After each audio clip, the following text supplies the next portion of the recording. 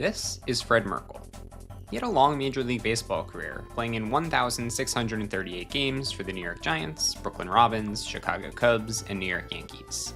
He had over 1,500 career hits, an OPS plus of 109, and nearly 20 career WAR.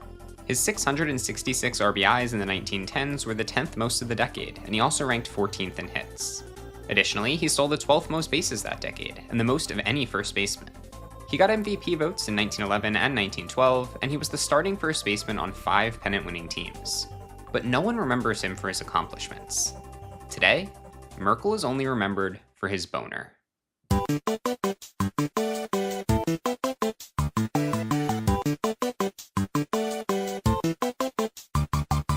Fred Merkle made his Major League debut for the New York Giants in 1907 at the age of 18. He played in only 15 games that season, and he was still the youngest player in the National League the following season, when he served mostly as a pinch hitter for the Giants. He played in 38 games for New York in 1908, but had only 49 plate appearances. He was productive in those 49 plate appearances though, hitting .268 with a .439 slugging percentage and a 140 OPS+. Merkle was blocked at first base by veteran Fred Tenney. Tenney had spent the previous 14 seasons playing for a Boston team that would go by multiple different names during his tenure. He was a very good player for Boston, both offensively and defensively. He hit .303 there with a 113 OPS+, and was worth 78 fielding runs and 39.4 WAR. The Giants brought the 36-year-old in to be their starting first baseman in 1908, and he had a pretty solid season for them. He had a 102 OPS+ over a league-leading 690 plate appearances, and was worth 3 WAR. He played in all but one of the Giants' games in 1908, and his absence from that one game would certainly be noticed. There were 3 teams in fierce competition for the 1908 National League Pennant: the Pittsburgh Pirates, the Chicago Cubs, and the New York Giants. These 3 teams pulled away from the pack fairly early on in the season, but remained neck and neck with each other throughout July, August, and September. The Giants began a 4-game series against the Cubs with a doubleheader on September 22nd, while the Pirates played the Brooklyn Superbas. On the morning of September 22nd, the National League standings looked like this. After the Pirates beat the Superbas 3-2, and the Cubs won both games against the Giants though, the race tightened even further. The Giants and Cubs were now tied at the top, with the Pirates only 1.5 games back, with 15 days of baseball remaining. After those 15 days, whichever team stood tall at the top of the standings would face the champion of the 7-year-old American League in the World Series.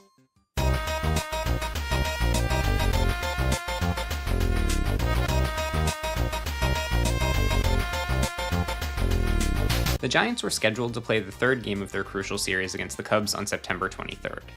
Unfortunately for New York though, Fred Tenney awoke that morning with a case of lumbago, or lower back pain. He informed manager John McGraw, who kept him out of the starting lineup. Fred Merkle took Tenney's spot, and started at first base for the first and only time of the season. New York had their ace, Christy Mathewson, on the mound, facing off against Jack Pfister for the Cubs. Mathewson was undoubtedly the best pitcher in the National League in 1908. He would end up winning the Triple Crown by the end of the season, leading the league in wins, ERA, and strikeouts. He also led National League pitchers in innings pitched, complete games, shutouts, WAR, ERA+, FIP, WHIP, and saves. He is one of only 6 pitchers in MLB history to win at least 30 games and also have 5 or more saves in the same season. Pfister was no slouch either. He'd finished the 1908 season with a 118 ERA+ across 252 innings pitched. The game, which took place at the Polo Grounds in New York, was unsurprisingly a pitcher's duel, with each team having scored only 1 run heading into the 9th. Mathewson kept the Cubs off the score sheet again in the top of the 9th, and Pfister remained on the mound in the bottom of the 9th, hoping to do the same. Cy Seymour led off for the Giants and hit a ground out to second base for a quick out number 1. Art Devlin came up next and singled. He represented the winning run on first base. Moose McCormick then hit a ground ball to second baseman Johnny Evers. Devlin was out at second, but his aggressive slide broke up the double play and allowed McCormick to reach first safely. That brought up Fred Merkle, with 2 outs, and the winning run on first base. Merkle's efforts at the plate had been flaccid thus far in the game, as he was 0 for 2 with a walk. As he stood in the batter's box, hands on his wood bat, he was undoubtedly experiencing some anxious throbbing in his chest. Nevertheless, he stroked the ball down the right field line for a single. He must have been very excited to come through in such a big moment, and not turn his opportunity to start into a bust. McCormick advanced to third. The winning run was now 90 feet away, as shortstop Al Bridwell took his place in the batter's box. Merkle stood tall and erect at first, as Bridwell swung at Feister's first pitch and hit a line drive into center field. McCormick ran home from third, and the roughly 20,000 fans in attendance rushed onto the field to celebrate the Giants' apparent victory. And that's when the boner happened. Merkle never touched second base. What? That's the boner. He headed towards second on contact, but went to the locker room before he touched second base because he thought the game was over, and he wanted to escape the crowd. Why are you looking at me like that? You didn't think, oh, get your mind out of the gutter, I didn't mean that kind of boner. How would that even make sense? It was a boner as in like a boneheaded play. As in he did something stupid and everyone called him Bonehead Merkle for the rest of his life, and also bullied his children because of it. You know, like the second definition from Oxford English Dictionary. Unfortunately, somebody pulled a major boner on this one. In this case, the somebody was Fred Merkle. If you want a story about a boner between a baseball player's legs, Google Bill Buckner 1986. But how much of a boner was it actually? Does it really matter if he touched second base or not? The answers to both of those questions are a bit more complicated than you might think. Rule 5.08a of the official baseball rules states, quote, "A run is not scored if the runner advances to home base during a play in which the third out is made 1. By the batter runner before he touches first base, 2. By any runner being forced out, or 3. By a preceding runner who is declared out because he failed to touch one of the bases." Based on that rule, yeah, it does matter that Merkle did not touch second base. In order for McCormick's run to count, the batter, Al Bridwell, needed to reach first safely, and Merkle needed to advance to second safely, without a force out. If the Cubs fielders were able to get the ball to second base before Merkle got there, or to first base before Bridwell got there, then the inning should be over, and McCormick's run should not count. However, this rule was not commonly enforced in the early 1900s for walk-off hits that went into the outfield. Umpires usually operated under the assumption that the outfielders would not possibly be able to throw any of the runners out before they reached their requisite base, so the game was typically deemed to be over as soon as the would-be winning run crossed home plate. The fact that fans were allowed onto the field after the game was a big reason why umpires were lenient with this. They wanted to give the players a head start to get off the field before they were mobbed by fans. But Cubs second baseman Johnny Evers was both a stickler for rules and a sore loser. He was also bitter about a loss that the Cubs had been dealt by the Pirates just a few weeks before, on September 4th. That game went into extra innings, with the score tied 0-0 in the 10th. In the bottom of the 10th, with 2 outs and the bases loaded, Pittsburgh outfielder Owen Wilson, no, not that one, knocked a base hit into center field. Fred Clark came in to score the winning run from third base, and everyone left. Among those that left the field was Warren Gill, the runner on first, and he allegedly left the field before touching second base. Sound familiar? Evers noticed this, called for the ball, touched second, and declared that Gill should be out, and that the run shouldn't count. No one was there to hear his complaint, however, as umpire Hank O'Day had left the field with everyone else. The Cubs protested to National League president Harry Pulliam, who told them to stop whining and get over it. Evers warned O'Day that he would do the same thing if the situation were to arise again, and he expected O'Day to call it by the book next time. When Evers noticed that Merkle was walking toward the locker rooms, he once again called for the ball from the outfield, just like he had done 2.5 weeks prior, even though there were thousands of fans on the field. There are conflicting reports of what exactly happened next, but the Giants became aware of what Evers was trying to do. Christy Mathewson tried to keep Merkle from leaving the field, while Joe McGinnity, a pitcher for the Giants who was coaching third base that day, tried to interfere with Evers getting the ball to second. McGinnity may or may not have been able to get his hands on the ball before it got to Evers. It may have also been a Giants fan that intercepted the ball, but someone other than Evers got the ball and chucked it into the crowd. Evers then went to retrieve the ball, or he may have found a completely different ball elsewhere, but he took whoever's balls he was grabbing to second base and ejaculated to the umpires that Merkle should be out. Unlike the September 4th game against the Pirates, this game had 2 umpires, but second base umpire Bob Emsley had, fallen down and didn't see anything. The climax of the game was evidently too much for him to handle, and it must have been quite a long fall if it caused him to miss Merkle touching or not touching second base, Evers calling for the ball from the outfield, someone throwing the ball away, and Evers retrieving either the same ball or a new ball, then taking it to second base. With Emsley being down for the count, the call of safe or out rested on the game's home plate umpire, Hank O'Day. O'Day had a lot to consider here. It wasn't as simple as deciding whether he wanted to abide by a common practice or adhere strictly to the rule as it was written. What about the fact that there were fans all over the field during the play? What about either McGinnity or a Giants fan, neither of whom were playing in the game, not only touching the ball, but tossing it into the stands? What about the fact that no one even knew if the ball that Evers had in his glove when he stepped on second base was the same ball that Bridwell had batted into the outfield? There were also considerations that went beyond the rules or this individual game. What about the September 4th game? Should he try to be consistent with his ruling in that game? What about Evers' warning? Did Evers have a point? Was he right to complain about his call on September 4th? Should he make it up to Evers now? After deliberating, the umpires declared that Fred Merkle was out because he did not touch second base. The out call should have resulted in the game continuing to the 10th inning, but there were 20,000 fans on the field, and they weren't exactly happy with the umpire's decision. The game had to be stopped before it could finish. It was ruled a tie, and the Cubs had to be escorted out of the stadium by police.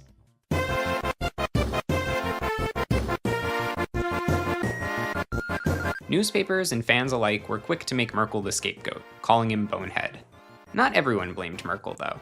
Giants manager John McGraw never faulted Merkle for what happened, and umpire Bill Clem, who would be inducted into the Hall of Fame in 1953, opined that, quote, Evers talked a great umpire into making the rottenest decision in the history of baseball, end quote. In Clem's mind, it was O'Day who had pulled the boner.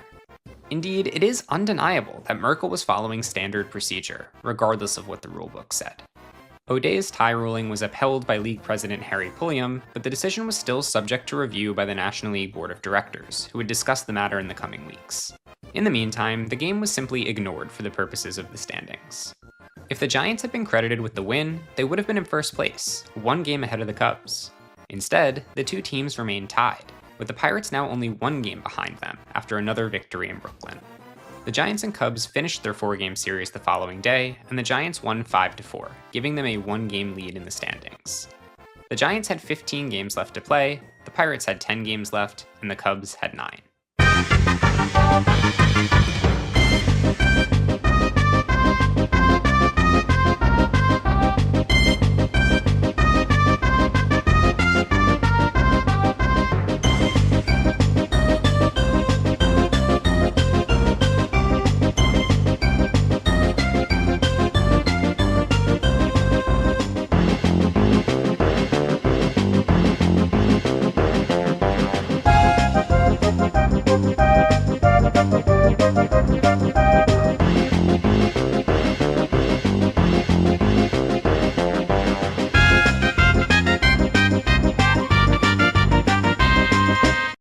October 4th, 1908 was the last game of the season for both the Cubs and the Pirates, and they played against each other. The Pirates were under the impression that if they won the game, they would win the pennant. The Giants still had 3 games left to play, but a victory would give the Pirates a 99-55 record, whereas the best possible record for the Giants, if they won all 3 of their remaining games, would be 98-55. If the Cubs beat the Pirates, however, the Pirates would be eliminated. They would have a 98-56 record, and the Cubs would have a 98-55 record. The Giants would be able to tie the Cubs in this scenario if they won their last 3 games, but the Pirates would lose the pennant by a half a game regardless of what the Giants did. The Cubs beat the Pirates 5-2. The Pirates were out. It all came down to the Giants. If they lost even one of their final 3 games, the Cubs would win the pennant. Fortunately for New York, and unfortunately for Chicago, all the Giants' remaining games were home games against the Boston Doves, who had a 63-88 record coming into the series, including a 28-46 record on the road. The Giants beat the Doves 8-1 on October 5th and 4-1 on October 6th. Then, the league received some interesting news. The board of directors had come to a decision about the Merkle game. They upheld the ruling that the game would be counted as a tie, but they announced that the Giants and Cubs would play a makeup game on October 8th. Before this announcement was made, the pennant race was relatively simple. If the Giants lost to the Doves on October 7th, the Cubs would win the pennant.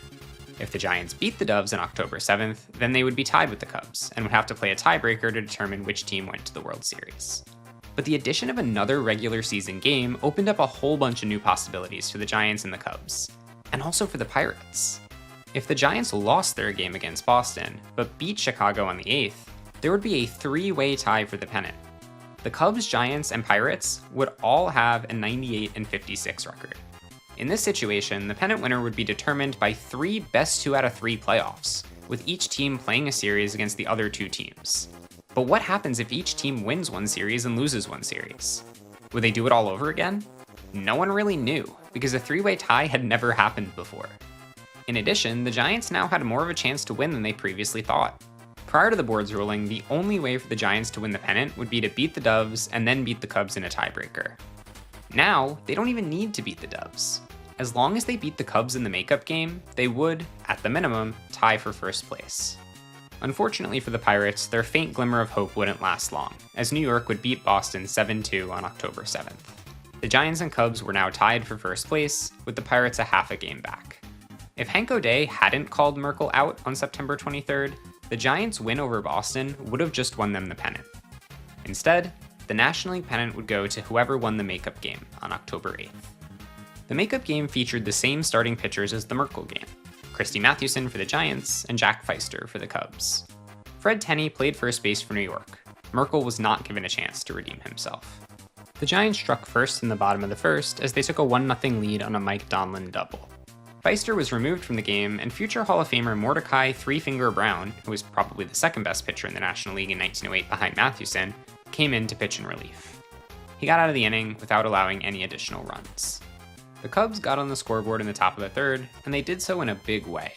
They scored 4 runs, thanks to a Joe Tinker leadoff triple, a Johnny Kling single, an Evers walk, a Frank Schulte double, and a Frank Chance double. Brown shut down the Giants for the remainder of the game, allowing only one more run in the 7th. The Cubs won the game 4-2. The 1908 National League Pennant went to Chicago.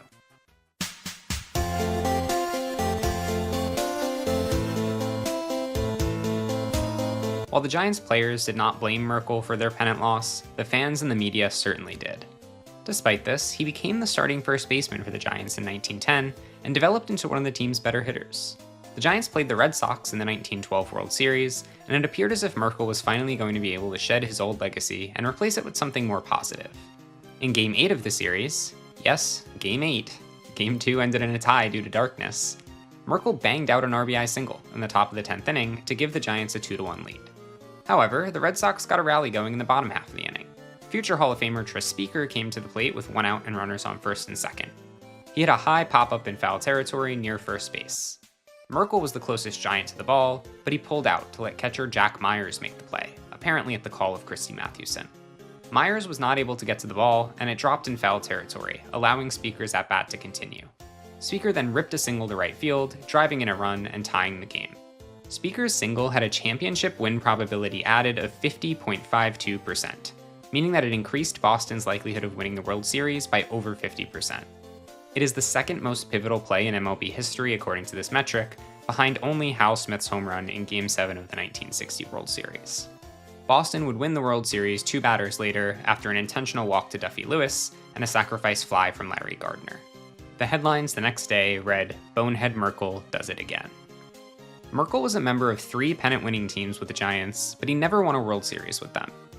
He was traded to the Brooklyn Robins in 1916 and won another pennant with them, but lost in the World Series. Ironically, he would end up playing 4 seasons for the Cubs from 1917 to 1920. He would win his 5th National League pennant in 1918, and then lose his 5th World Series.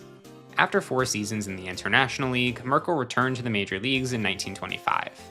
He played 7 games for the Yankees in 1925, and 1 game for the Yankees in 1926. The 1926 Yankees won the American League pennant, but lost in the World Series.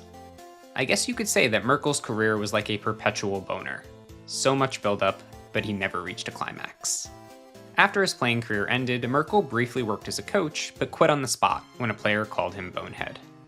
After winning the 1908 National League Pennant, the Cubs played the American League's Detroit Tigers in the World Series and beat them 4-1. It was the second World Series in a row that Chicago had won, both of them against Detroit. After 1908, the Cubs would not win another World Series for 108 years. Perhaps it was karma, punishment for what they did to Merkle and the Giants. A curse, if you will. The curse of Merkle's boner. Oh hey, you made it to the end of the video. Now's the part where I tell you to like and subscribe. If you don't, you're a bonehead.